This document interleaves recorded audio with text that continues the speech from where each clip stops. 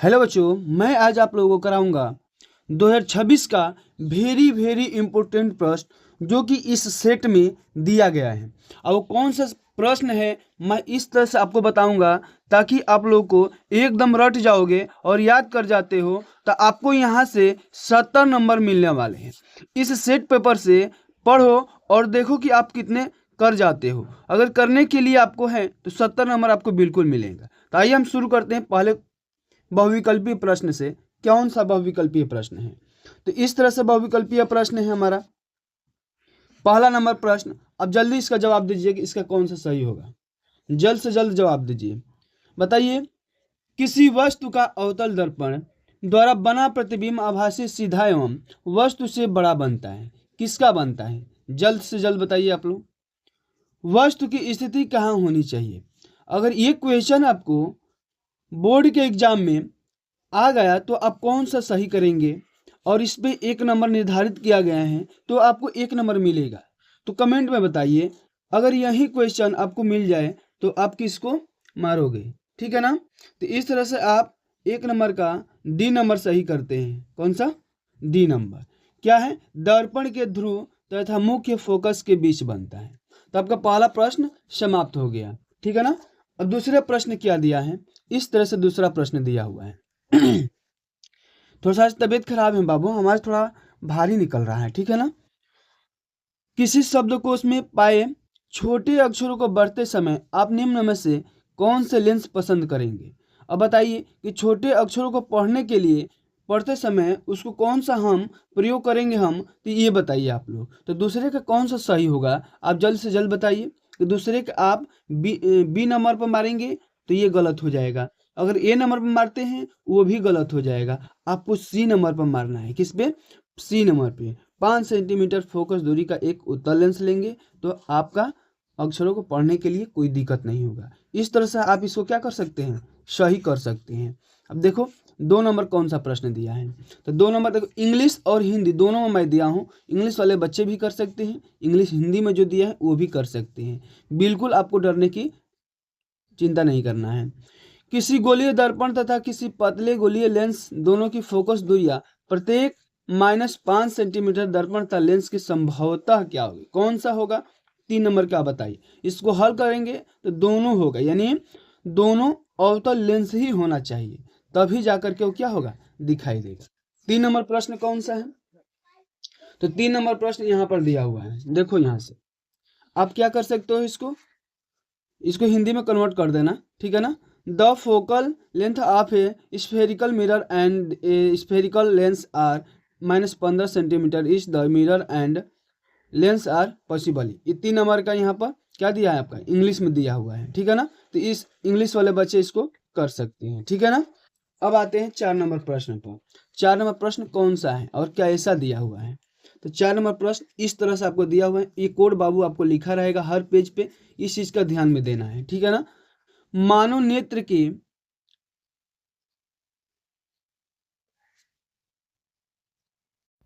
तो 4 नंबर प्रश्न क्या दिया है? मानव नेत्र के जिस भाग पर किसी वस्तु का प्रतिबिंब बनता है वो कहाँ बनता है? मैंने मानव नेत्र में जो प्रतिबिंब बनता है इस आँख के कहाँ बनता है? तो मानव नेत्र से आप पढ़े होंगे तो बताएंगे कि कहाँ बनता है। आप जल्द से कमेंट में बताइए। अगर 4 नंबर प्रश्न आपके पेपर में आ जाए तो उसको किस तरह से आंसर देंगे? दृष्टि पटल पर होता है। क्या होता है बाबू? दृष्टि पटल पर होता है। तो 5 नंबर प्रश्न क्या है? आपको 5 नंबर प्रश्न तो और अति महत्वपूर्ण है। देखो कितना अच्छा से दिया हुआ है। 2 चालक तार जिनके पदार्थ लंबाई तथा व्यास समान है किसी विद्युत परिपथ में पहले श्रेणी में और फिर पार्श्व क्रम में संयोजन किए जाते हैं। श्रेणी और पार्श्व क्रम यानी समांतर ये बोला जाता है। ठीक है ना। श्रेणी और समांतर में ऊष्माओं का अनुपात क्या होता है? तो इस तरह से आप हल करेंगे तो 1:4 निकलेगा। हल करके मैं बता दूंगा। ठीक है ना। अगला प्रश्न क्या है? 6 नंबर। अगर ये जो है पेपर में आ जाता है तो इसको आप कैसे करते हैं बताइए। आप कैसे इसको करेंगे?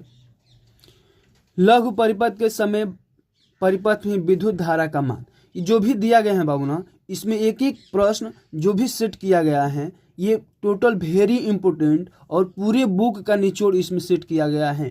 अगर इसको पढ़ देते हो और रट्टा मार देते हो पूरे सेट को तो आपको 100% तो है ही है, जो 70 नंबर का है आपको 70 में 70 बिल्कुल मिलने वाला है। अब बहुविकल्पी से तो 20 नंबर कहीं नहीं जाएगा आपका, ये उम्मीद रखिए आप, अगर पढ़ रहे हैं हमारे साथ बने हुए हैं तो लघु परिपथ के समय परिपथ में विद्युत धारा का मान क्या होता है, तो 6 नंबर का क्या हो जाएगा, सी नंबर हो जाएगा। और जल्दी एक लाइक का बटन दबाइए, अगर वीडियो अच्छा लग रहा है आपको तो जल्दी से जल्दी दबाइए। 7 नंबर का बताइए क्या होगा, विद्युत धारा उत्पन्न करने की युक्ति को क्या कहते हैं, तो जो विद्युत धारा उत्पन्न करती है उस युक्ति को हम जनरेटर कहते हैं, एमीटर कहते हैं, गैल्वेनोमीटर कहते हैं कि मीटर मोटर कहते हैं, बताइए जल्दी क्या कहते हैं। तो इसमें मालूम होगा कि किस तरह से हम लोग विद्युत धारा का उत्पन्न करते हैं, तो आप जल्दी बता सकते हैं। जनित्र मतलब होता है जनरेटर, क्या बताऊँ हमको भोजपुरी में, जनरेटर जानते हैं ना, तो जनरेटर को ही हम लोग क्या कहते हैं, जनित्र कहते हैं, ठीक है ना। तो घबराने की कोई दिक्कत नहीं है। तो 7 नंबर हो गया। और 8 नंबर क्या प्रश्न बोला है कि ये उपखंड 2 से यानी केमिस्ट्री से यहाँ पर प्रश्न बने हुए हैं। एंटीमनी है, एंटीमनी क्या है, धातु है, उपधातु है, अधातु है, मिश्र धातु है। बताइए इन चारों में से कौन सा विकल्प सही होगा, 8वें का विकल्प कौन सा सही होगा। इस तरह से आप सी नंबर पे गोला करते हैं उपधातु पे, तो आपका इस तरह से सही हो जाता है और 1 नंबर के लिए आपको एग्जामिनर तैयार हो जाता है देने के लिए। तो अब देखो, अब बोला है 9वें नंबर कि लेड नाइट्रेट का रासायनिक सूत्र क्या होता है। अब बताइए ना, लेड नाइट्रेट बताओ, ये वेरी इंपॉर्टेंट है, लगभग ये 5 वर्षों से पूछ रहा है, 5 वर्षों से पूछ रहा है ये प्रश्न को।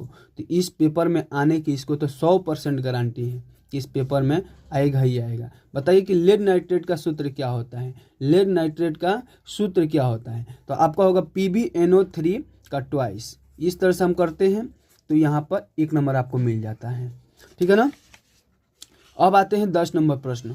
10 नंबर प्रश्न क्या बोला कि निम्नलिखित में से संतृप्त हाइड्रोकार्बन है, इसमें से कौन संतृप्त हाइड्रोकार्बन है, आप जल्द बताइए, बिल्कुल बताइए कि आपको कौन सा इसमें से सही दिख रहा है, ताकि आप इसको अच्छे से कर जाए। निम्नलिखित में से संतृप्त हाइड्रोकार्बन कौन है बताइए। तो संतृप्त हाइड्रोकार्बन 10 नंबर का आप C2H6 मारते हो, C2H4 मारते हो कि C3H8 लगाते हो कि CH4 लगाते हो। तो इन चारों में से कौन लगाते हो, लगाते ही आपका 1 नंबर मिलेगा, यानी बी नंबर पर गोला करने पर आपको 1 नंबर मिल जाएगा, एग्जामिनर आपको 1 नंबर दे देगा। प्रोपेनॉल में 11 नंबर है, 11 नंबर प्रोपेनॉल में क्रियात्मक समूह है। प्रोपेनॉल में क्रियात्मक समूह कौन सा है, आप बताएंगे कि प्रोपेनॉल में क्रियात्मक समूह कौन सा है। ये नंबर मारते हो तो गलती तो बिल्कुल होगा ही होगा, अगर बी नंबर मारते हैं तो वो भी गलती होगा। अब तो मालूम है नहीं, याद करोगे तब तो होगा, ये नंबर ही सही होगा।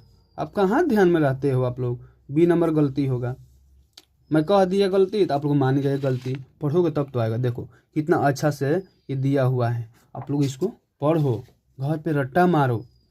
12 नंबर क्या है, देखो फिर से यहाँ पर कोड दिखाई दे रहा है आपको 820 EJ। एसिटिक अम्ल का IUPAC नाम क्या होगा, बताइए एसिटिक अम्ल का IUPAC नाम क्या होगा। तो 12 नंबर का हम इस तरह से बी नंबर पर गोला करते हैं, एथेनोइक अम्ल, तो आपको 1 नंबर मिलने वाले हैं, ठीक है ना। अब बताइए 13 नंबर का क्या होगा। 13 नंबर जो दिया है, एक तत्व के क्लोराइड का सूत्र क्या होगा, MCl2, उसका ऑक्साइड सूत्र क्या होगा, जल्दी बताइए इसका क्या होगा। तो आप 13 नंबर के कौन से गोला करते हैं, तो बी नंबर पे आप करेंगे MO, क्या होगा MO। तो इस तरह से आपको क्या मिलेगा, 1 नंबर मिलने वाले हैं, चुपके से मिलेगा, ठीक है ना, किसी को बताना भी नहीं है। अब ध्यान दो, अब हम आते हैं बायो पे, क्या आते हैं, बायो वाले प्रश्न पे, यानी उपखंड 3 पर हम आते हैं। उपखंड 3 में क्या दिया हुआ है, तो उपखंड 3 में हमको दिया हुआ है कि वृकों का कार्य होता है। बताइए वृक जो होता है उनका कार्य हम लोग कहाँ करते हैं, श्वसन में, उत्सर्जन में, प्रजनन में कि पाचन में, बताइए कहाँ करते हैं वृक का, तो उत्सर्जन में। कहाँ करते हैं, उत्सर्जन में। आपको तो कमेंट में बताना नहीं है आंसर, केवल चुपके से सुनना है, तो सुनने की करोगे तो सुनते रह जाओगे, केवल आप पढ़ो तो भी तो पहले। 15 नंबर, पत्तियों पर कलियां विकसित होती है, कमेंट में बताना नहीं है आंसर आप लोगों को। पत्तियों पर कलियां विकसित होती हैं, पत्तियों पर कलियां कौन सी विकसित होती हैं बताइए। 15 नंबर का क्या होगा, तो 15 नंबर का आपका सी हो जाएगा, ब्रायोफिलम, क्या होगा, ब्रायोफिलम। इस तरह से 15 का आपका आंसर हो गया। 16 नंबर क्या दे रहा है, अब बताइए, थोड़ा सा कट गया है, 16 नंबर ये है, ठीक है ना। अनुवांशिक विज्ञान के जनक कौन है? बताइए, अनुवांशिक विज्ञान के जनक कौन से हैं? जल्दी बताइए। अगर बताते हैं आपको तो सी नंबर मिलने वाला है। कितना नंबर? सी नंबर पे तो 1 नंबर मिलने वाला है। 17 का 2 डीएनए पर तंतु आपस में जुड़े होते हैं। 2 डीएनए तंतु आपस में जुड़े होते हैं, बताइए किसका होगा? 17 का कौन सा सही होगा? अब जल्द बताइए कि 2 डीएनए तंतु आपस में जुड़े होते हैं, कौन से होते हैं? तो 17 का आप डी करेंगे, हाइड्रोजन बंध द्वारा। किसके द्वारा? हाइड्रोजन बंध द्वारा। अब बताइए 18 नंबर, मुकुलन द्वारा प्रजनन होता है। मुकुलन द्वारा प्रजनन कहाँ होता है? बताइए। 18 का बताएंगे तो आप ए नंबर, हाइड्रा में। किसमें? हाइड्रा में, ठीक है ना। अब देखिए 19 नंबर क्या होगा? मेंडल का प्रयोग पौधा था। मेंडल ने किस पौधे पर प्रयोग किया था?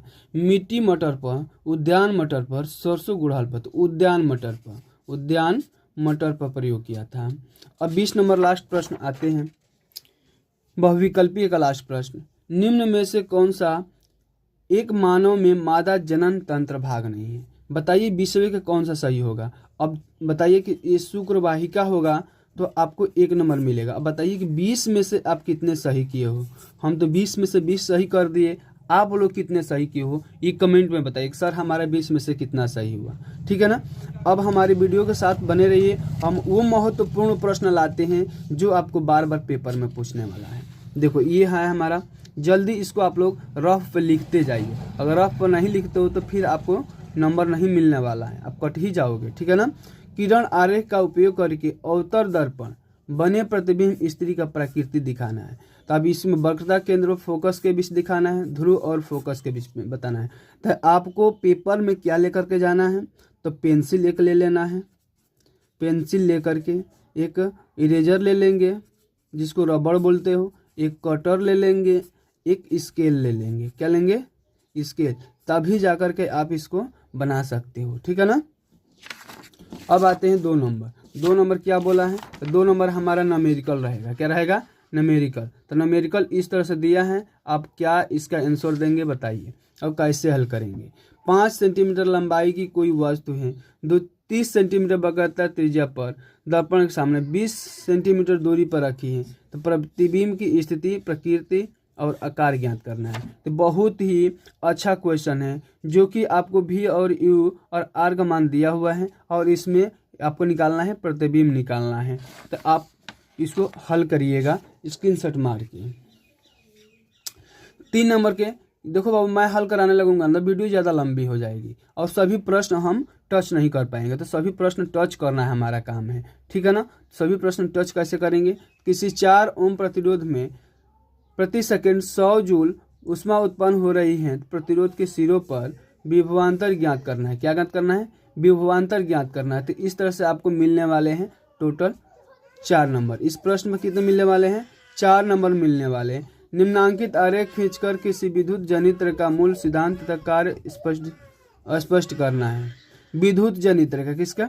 विद्युत जनित्र। तो हमेशा पूछता है आपको बाबू, ये 2, 2, 4 और 6 नंबर का रहता है, इसको रट्टा मार जाइएगा। विद्युत मोटर नहीं तो विद्युत जनित, ये दोनों में से कोई एक आपको लिखना है। इन दोनों में से आप कोई एक लिखिएगा। इस तरह से आपको 6 नंबर दोनों में से करोगे, कोई एक ही करना है तो आपको मिलेगा, ठीक है ना। अब देखो हमारा 4 नंबर प्रश्न क्या है? हिंदी और इंग्लिश दोनों में दिया हुआ है। 4 हम बता दिए। 5वां नंबर देखो, ये अब आ जाएगा केमिस्ट्री से। क्या आ जाएगा? केमिस्ट्री। निम्नलिखित में से यौगिक का संरचना सूत्र लिखना है। मेथेन का, प्रोपेन का, पेंटोन का, ब्यूटेनॉन का, ठीक है ना। तो इस तरह से आपको इस पर भी टोटल आपको 4 नंबर मिलने वाले। बस एक एक नंबर का है, इसमें नंबर कटने वाला नहीं है, एक भी नंबर नहीं कटता है। अब आते हैं हम 6 नंबर प्रश्न पे। 6 नंबर प्रश्न क्या दिया हुआ है? कुछ तत्व के परमाणु क्रमांक नीचे दिए गए, जैसे 12, 17, 18, 20। तत्व के नाम लिखना है। सारणी में इन तत्वों के समूहों की संख्या अवर सांख्यिकी बनाना है, ठीक है। इस तरह से आपको 2 + 2 टोटल 4 नंबर मिलने वाले, यानी 2 नंबर इस पे मिलेगा, 2 नंबर इस पे मिलेगा, ठीक है ना। तो इस तरह से इसको करना है। अब 6 नंबर तो बता दिए। अब 7 नंबर बताने से पहले आप क्या करिए कि इसको लाइक करिए, तब 7 नंबर बता दिए आपको। देखो और एक चीज ध्यान रखना, ये आपको 6 नंबर का आएगा। टोटल कितने नंबर का आएगा? 6 नंबर का। Sodium sulphate, barium chloride plus barium sulphate, यहाँ पर क्या बनेगा? मरकरी ऑक्साइड ऊष्मा के साथ अभिक्रिया करके मरकरी प्लस क्या बनाएगा, जिंक सल्फ्यूरिक, ऐसे ही करके दिया रहेगा। तो आपको क्या करना है, अगर ये नहीं आए तो आप क्या करेंगे, ये वाला कर देंगे, क्या करेंगे, ये टिप्पणियाँ लिख देंगे तो आपको इस पर मिल जाएंगे, ठीक है ना। ये भी 7 का है, ये है, या तो ये करिए या तो इसको कर देती है। यानी हाइड्रोकार्बन की दहन अपक्रिया, कार्बनिक यौगिकों में प्रतिस्थापन, हाइड्रोजन, इस तरह से आपको नंबर मिलने वाले हैं। नंबरों का बौछार हो जाएगा, अगर अब जिस तरह से मैं बता रहा हूँ उस तरह से कर देते हो तो नंबरों का बाबू आपका बौछार कर दोगे नंबरों का, ठीक है ना। ये हमारा है बायो से, क्या है, बायो से प्रश्न बना है। ऑक्सी तथा अनाक्सी श्वसन में 2 अंतर बताना है, इस तरह से आपको 1 नंबर मिलने वाले हैं। लसिका रुधिर में कोई 2 अंतर बताना, इसमें भी आपको 1 नंबर मिलने वाले हैं। कायिक जनन क्या है, इसमें भी 1 नंबर मिलने वाला है। हृदय का क्या कार्य है, बस एक लाइन में लिख देना, 1 नंबर पा जाओगे, ठीक है ना। 8 नंबर क्या है, 8 नंबर तो हो गया। 9 नंबर क्या है, रसायन संश्लेषण क्या है, इसमें भाग लेने वाले कोई 3 जीवाणुओं का नाम लिखना है। तो इस तरह से आपको यहाँ पर 4 नंबर मिलने वाले हैं। तो प्रश्नों को आप नोट करते जाइए। पाचक एंजाइम के क्या कार्य हैं, तो पाचक एंजाइम के क्या कार्य है, इस पर भी आपको 4 नंबर मिलने वाले हैं, ठीक है ना। अब देखिए यहाँ पर दिया है 11 नंबर, निम्नलिखित को संक्षेप में समझाना है। डार्विनवाद और लैमार्कवाद, इसको समझाते हैं आप तो 3 6 नंबर मिलता है। अगर ये नहीं आ रहे हैं तो आप किसको करेंगे, पुष्प निषेचन उपरांत होने वाले परिवर्तन का वर्णन करते हैं तो आपको 6 नंबर मिलता है। तो या तो इसको करिए या तो इसके करिए, तब आपको 6 नंबर मिल जाएंगे। अगर देखिए 7 नंबर 11 नंबर ये इंग्लिश में दिया है, ये हिंदी में दिया है, तो बात आपको हो गया। टोटल आपको यहाँ से 70 में 70 लाना है इस वीडियो को देख करके, ठीक है ना।